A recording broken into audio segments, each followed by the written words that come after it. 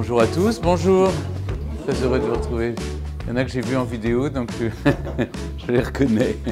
Écoutez, je vous souhaite la bienvenue déjà au Collège Royal et Militaire de Thiron-Gardet. C'est une œuvre en pleine work in progress.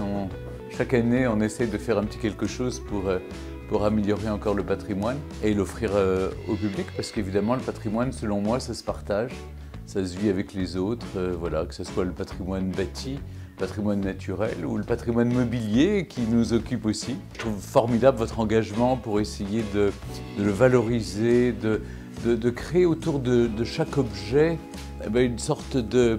C'est une page d'histoire et vous les mettez en valeur merveilleusement bien. Donc je souhaite à tous les jeunes qui s'engagent dans cette voie, et puis je vois à Chatou tout ce qui est fait chaque année.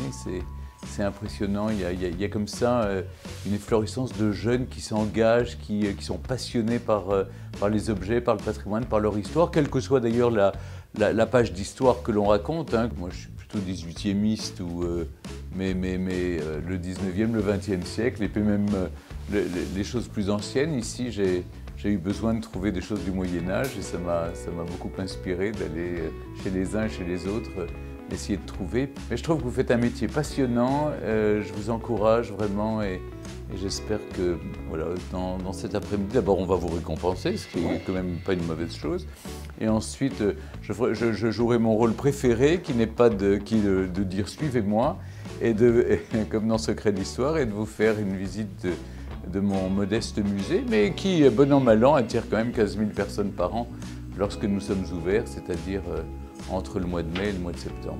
Donc voilà, maintenant je vous laisse... Mesdames, Messieurs, cher Stéphane, cher lauréat, c'est avec plaisir que je prends très rapidement quelques mots pour débuter cette deuxième remise de prix Marcus, créée à l'initiative du SNCAO-GA. C'est le premier prix destiné à de jeunes marchands, véritables acteurs du patrimoine. Cette année, nous allons célébrer une étape importante puisque nous avons obtenu le soutien officiel du ministère qui témoigne de la reconnaissance et de l'importance de cette initiative.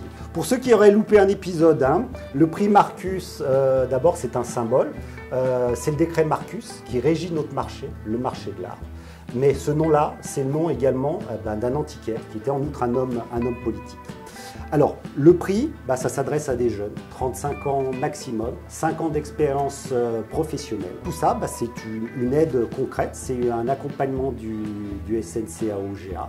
C'est aussi un stand, donc vous pourrez les retrouver à la foire de Chatou, puisqu'ils bénéficient gratuitement d'un stand. C'est également une aide juridique. C'est également une carte d'adhérent annuelle au déballage professionnel de Chartres, d'ailleurs, dont la carte sera remise par Madame Presbilla qui est parmi nous. Et c'est également un abonnement à la plateforme Antiqué. En outre, j'ajouterais que c'est aussi de la communication. Je crois que chacun des lauréats de cette année ont obtenu de nombreux articles de la presse, etc. J'ai eu l'occasion d'observer les lauréats de l'année précédente et j'ai bien l'impression quand même que nous sommes utiles aux générations futures. Chers lauréats, vous êtes l'illustration parfaite de ce que le prix représente. Vous venez d'horizons très divers, avec des formations différentes, des expériences différentes. J'espère qu'en tout cas, cette distinction sera une source d'inspiration pour d'autres. Maintenant, je vais laisser la parole au président du SNCAO, Rémi Machard. Merci Geoffrey. Écoutez, j'aurais aimé participer aussi à être lauréat du prix Marcus. J'ai moins de 35 ans d'activité professionnelle. Donc j'ai le plaisir d'avoir écrit une petite page de remerciements. Tout d'abord, merci à toutes et à tous d'être présents ici au Collège Royal et Militaire de Thiron-Gardet pour un moment qui s'inscrira dans l'histoire du SNCAO-GA. Au nom de mes collègues administrateurs du syndicat, de l'ensemble des adhérents du SNCAO et puis au-delà de toute la profession, je remercie Stéphane Bern d'accepter une nouvelle fois de parrainer le prix Marcus du jeune marchand acteur du patrimoine. Votre présence à nos côtés a assuré notre crédibilité et nous a permis de séduire la presse et l'ensemble des médias. Et réellement, je tiens à vous traduire toute notre reconnaissance. Merci à l'ensemble des lauréats qui, par leur talent, illuminent notre profession. Vous êtes réellement une jeunesse qui est le fer de lance de notre profession, qui donne envie de pratiquer, d'apprendre, de connaître. Ce coup de projecteur, grâce à vous, permet de valoriser et de mettre en lumière l'ensemble des acteurs du monde de l'Antiquité et de la brocante, et réellement nous nous en félicitons. Alors, comme Geoffrey l'a dit, pour sa deuxième édition, le prix Marcus reçoit le soutien du ministère de la Culture. Cette reconnaissance, c'est une première pour un prix décerné à des acteurs du marché de l'art. N'oublions pas qu'aujourd'hui, quand on dit antiquaire, acteur culturel, ce n'est pas encore rentré dans tous les esprits. Nous sommes considérés comme des marchands et le fait d'avoir une reconnaissance du ministère de la Culture nous honore. Merci à Geoffrey Riondet, réellement d'avoir su mettre en musique la volonté du SNCAO et de porter ce projet aussi haut. La transmission, la protection du patrimoine, sa mise en valeur sont des valeurs que nous partageons tous. Alors, à vous, lauréats, à l'ensemble de nos collègues, à vous, Stéphane Bern, je vous souhaite de poursuivre longtemps cette mission de transmission et de partage des connaissances, animée par votre passion, qui est la plus grande des richesses. Félicitations aux lauréats et bon après-midi à vous tous. J'appelle maintenant Tristan. On va voir une courte vidéo de présentation. Publicitaire d'un joaillier décorateur des années 30, Art déco, qui s'appelle Paul Brandt. C'est pas un nom qui est très connu du grand public, mais c'est un nom qui est très connu des grands amateurs de bijoux. Eh bien, bravo aux découvreurs. Voilà, vous avez trouvé la pépite d'or et je vous remets cette statuette que vous méritez amplement. Merci, c'est très gentil. Non, mais c'est vrai que c'est très chouette. Moi, du coup, au départ, je viens de la conservation du patrimoine. Et c'est vrai que je trouve ça très bien, justement, de valoriser le métier d'antiquaire comme un métier, justement, de défenseur du patrimoine. Donc, ce prix, donc, qui est assez récent, donc on a dit 2 ans, donc c'est la 2e année, ça fait chaud au cœur, en fait, de voir qu'on peut aussi être pris pour des conservateurs momentanés. Je pense que c'est ce qu'on est avant tout. Et je pense que quand on est vraiment passionné, on aime bien garder les choses un peu chez soi. On est content, on laisse un peu les objets décider de où est-ce qu'ils vont aller, déjà chez nous, et puis après à la galerie. Donc je pense que cette statuette du coup restera un petit peu sur mon salon pour décider d'où elle ira. Et là, ça fait toujours plaisir de voir que ces initiatives donc, se multiplient un petit peu et que ça donne de la visibilité à des jeunes marchands que nous sommes, voilà, pour défendre un métier qui est très beau.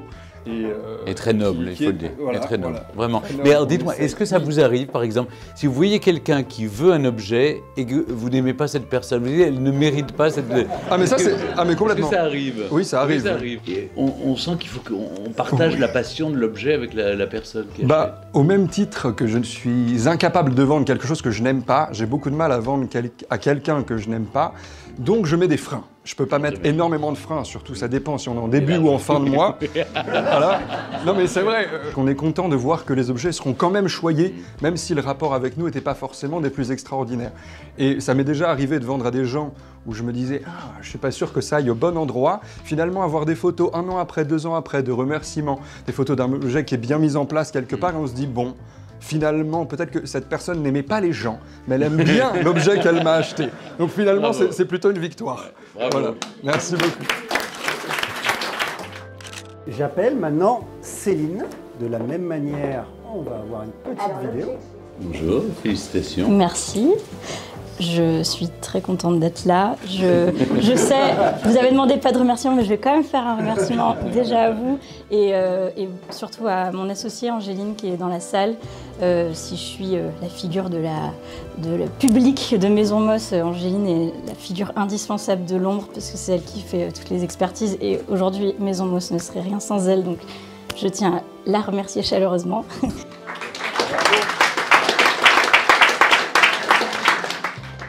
Je suis très contente et un peu émue. Nous, ça fait bientôt 4 ans qu'on a créé la société. Il faut savoir que, à contrario des tableaux, des statues, les bijoux c'est fondu, donc ça disparaît tous les jours, tout le temps. Beaucoup de gens n'ont pas de solution, se retrouvent avec des bijoux de famille, ils ne savent pas quoi en faire, ils vont chez le marchand d'or, c'est fondu, bon voilà. Et nous, on s'est dit, allez, on les achète et on va trouver des clients pour les porter à nouveau, pour les remettre en valeur. Et voilà, je parlais dans cette petite interview des bijoux de sentiment, et c'est vrai que tous ces bijoux des Français, ces bijoux qui ont été pour les familles très importantes parce qu'on portait beaucoup moins de bijoux à l'époque. On n'avait pas de bijoux fantaisie, donc on s'attachait très fortement à ces bijoux. Moi, ça me faisait mal au cœur qu'ils disparaissent. Et voilà, donc on a vraiment décidé de faire ce travail d'aller chercher chez les gens des bijoux avant qu'ils ne disparaissent et qu'on trouve chez les nouvelles générations des gens qui avaient envie de porter des bijoux anciens. Bravo. On peut dire que vous défendez et sauvegardez le patrimoine. Oui, je pense que oui, on peut le dire. Je suis très fière de ça. Bien, très heureux de vous remettre cette statuette. Merci beaucoup. J'appelle maintenant Octave Fournel. C'est un cabinet italien qui est en incrustation d'os et en bois noirci. Félicitations. Merci beaucoup. Eh bien, bon, je vais vous remercier bien sûr. C'est l'évidence même, surtout d'être là, de voir tout ce monde qui s'est déplacé, mes confrères et toute l'organisation et vous, Monsieur Berne aussi. Et je trouve assez amusant d'avoir présenté un meuble parce que je ne fais quasiment pas de mobilier. Ça me fait réfléchir, mais il y a raison à ça. J'aime beaucoup les petits objets, j'aime aussi la minutie. Et je pense que c'est bien de choisir des choses un peu surannées parce qu'on a aussi un devoir en tant que marchand de protéger les objets, de les amener dans des maisons, de les conserver, mais aussi de les faire partager parce que c'est aussi une histoire qu'on pérennise d'une certaine manière. Moi, j'avais une question à vous poser. Pourquoi vous utilisez l'expression surannée? Parce qu'au fond, c'est des questions de mode, au fond. Les choses reviennent. Regardez, on l'a vu pour les bijoux des sentiments du 19e qui aujourd'hui sont portés par des jeunes. Un meuble qui vous paraît suranné, eh bien, va trouver... Moi, j'adore tout ce qui est ancien, suranné et démodé. Moi-même, l'étant... J'adore ne pas être à la mode. Voilà. Je pense aussi qu'on est des passeurs d'objets d'un autre monde. D'un autre monde, et c'est ce qui fait le charme de notre profession, c'est qu'on n'appartient pas vraiment au monde actuel. Et ça qui est bien, vous jetez des ponts en fait entre les époques. Ça. Les autres aussi. Eh bien, pour ce cabinet qui est tout à fait ravissant, et si je vous avais connu avant, je l'aurais acheté, eh bien, je vous remets ce prix Marcus. J'appelle maintenant Aurélie Bio-Worms.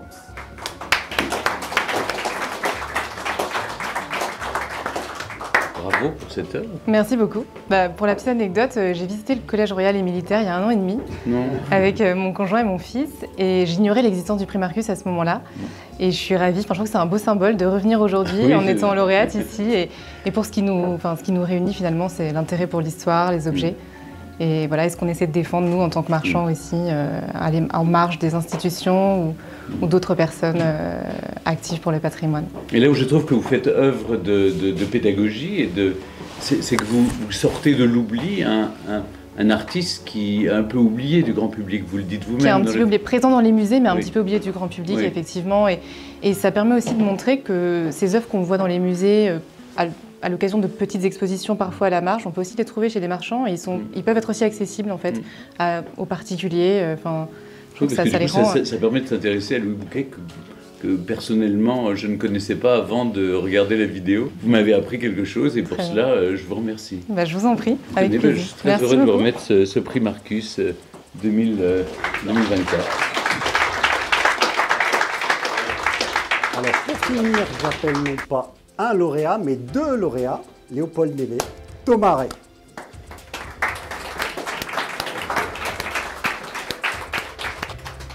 Comment vous trouvez ce genre d'œuvre? Alors en fait, on peut trouver ce genre d'œuvre un peu partout, donc ça va susciter encore plus d'envie, mais on cherche en fait que ce soit dans les salles de vente, que ce soit dans les brocantes, que ce soit chez les gens. En fait, c'est insatiable, c'est-à-dire que la curiosité, mais je pense que c'est pareil pour à peu près tous les gens qui sont dans cette pièce, c'est la curiosité qui nous amène à la recherche à la découverte, à la passion et au fait de transmettre cette passion, etc. C'est vraiment de là que naît cet intérêt. Et le plaisir, en avant tout, et c'est pas Léopold qui me dira le contraire, c'est vraiment d'aller rechercher, trouver des trésors, mener des enquêtes et trouver des choses. Et parfois, même si on ne trouve rien, la connaissance reste toujours la réponse à une question. Donc on peut l'utiliser pour d'autres choses, d'autres œuvres, etc. Et là, en fait, on a trouvé ça dans une salle de vente à l'étranger, pour être tout à fait franc, et on a tout de suite senti le potentiel, la qualité réelle de cette œuvre, qui nécessitait des restaurations, qui nécessitait une vraie recherche, qui n'avait peut-être pas eu le temps d'être faite. Et voilà, on en est arrivé à cette conclusion. C'est pas toujours le cas. Parfois, on bloque. Mais quelles sont les qualités, alors, Léopold?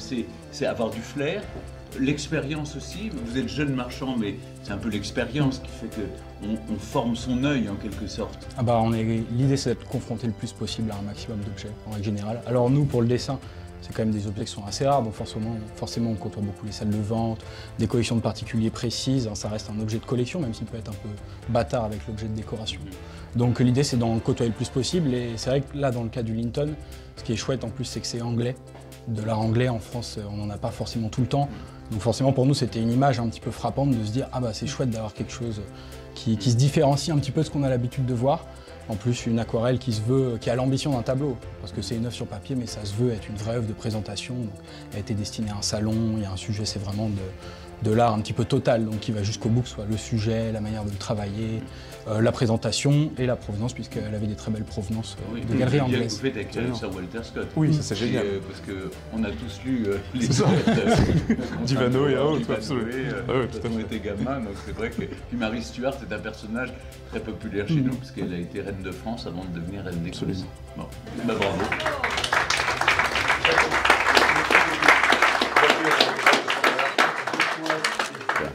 Merci, bravo. Au fond, c'est vrai que je pose parfois des questions un peu naïves, mais je trouve que grâce à cela, on apprend à mieux connaître votre métier et à voir, par toutes ces expériences et tous ces prix Marcus qui ont été décernés aujourd'hui, combien vous faites un métier qui est passionnant et de défense du patrimoine mobilier, de défense des œuvres aussi.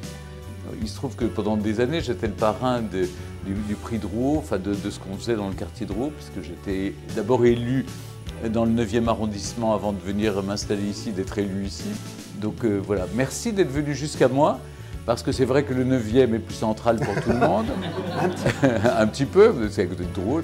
Mais finalement, ici, j'ai voulu faire en sorte que le Perche soit le centre de la France.